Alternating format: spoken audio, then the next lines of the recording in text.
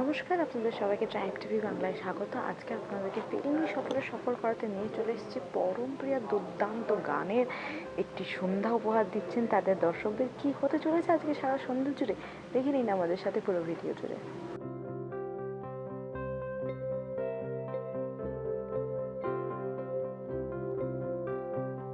আজকে Kolkata centre for creativity আমি arts ফেস্টিভ্যালের শুভ উদ্বোধন এবং গত কয়েক বছর ধরে এটা বোধহয় fifth edition, if I am not mistaken, পঞ্চমবার এই আর্টস ফেস্টিভ্যাল হচ্ছে। আমাদের শহর কলকাতা আমরা সকলে জানি শিল্প সংস্কৃতির শহর বলে পরিচিত, কিন্তু এই ধরনের মানে প্রচলিত শিল্প সংস্কৃতির উদযাপনের পাশাপাশি এই ধরনের অনুষ্ঠানগুলো, এই ধরনের আর্টস ফেস্টিভ্যালগুলো যেগুলো আজকের সময়ের সঙ্গে তাল মিলিয়ে সেগুলো হওয়াটা খুব প্রয়োজন। এবং সেটা যে কলকাতা সেন্টার ফর ক্রিয়েটিভিটি সেটা শুরু করেছেন এবং করছেন, সেটা অত্যন্ত আনন্দের খবর আমাদের সকলের কাছে, এবং তার অংশ হতে পেরে আমরা দুজনেই অত্যন্ত খুশি, গর্বিত এবং নিজেদের সৌভাগ্যবান মনে করছি। সেই সাথে তোমাদের দুজনের আজকে একটি পারফরমেন্স আছে, তোমাদের একসাথে এটা প্রথম তো, সেই ক্ষেত্রে কি বলবে?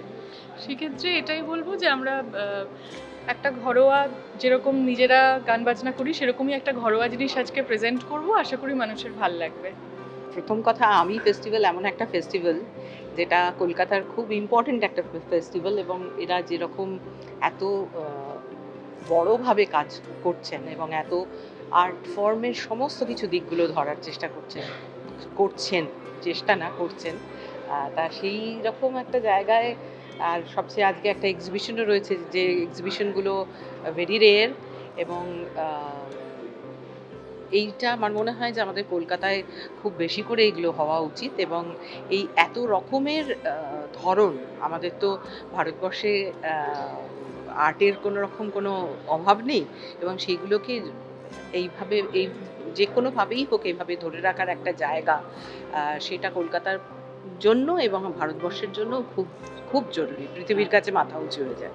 সেই সাথে সাধারণ মানুষ, তাদের কি বলবে এই বিষয়ে? সাধারণ মানুষকে বলবো, তারা বেশি করে আসুন, তারা খবর দিন, এবং আমাদের দেশের সংস্কৃতি, আমাদের দেশের ঐতিহ্য, আমাদের দেশের রং, সমস্ত কিছু তারা জানুন। এবং তাদের জন্যই এত কিছু করা হচ্ছে, এটা তো সাধারণ মানুষের জন্যই করা।